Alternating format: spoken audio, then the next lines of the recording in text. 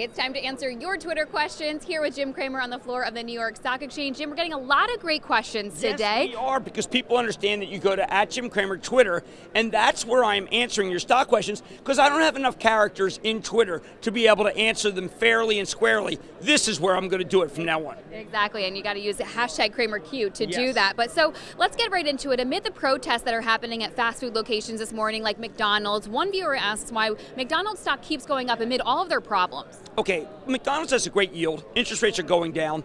I pulled up with actually some great franchisees the other day. They are energized that Easterbrook turned around International.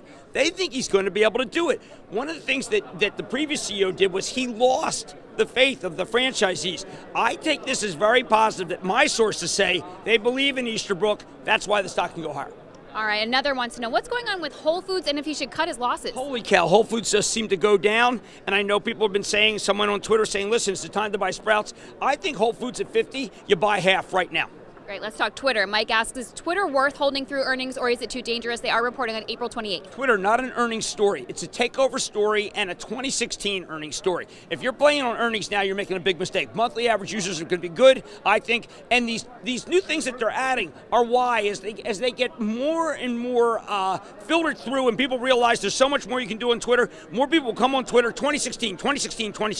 Got it. Daniel wants to know, what can possibly happen with Qualcomm since they're actually listening to Jana? Jana is a moneymaker. You know what? We sold Walgreens too soon. Jana came in with a plan for Walgreens. I'm talking about Action Alerts. And it was so great. Look at that stock. We made a huge amount. There was more to be gained. That was Jana pressure. Jana pressure, Qualcomm, good. All right, lastly, two different industries here, but which is the better safe yield play, AT&T or KKR? Okay, I think in this case you do want ATT. KKR is a little opaque. Remember, I like Blackstone more than KKR, although KKR is good. ATT, when I see this DirecTV tie-up and it's done, I think the stock's going to be okay.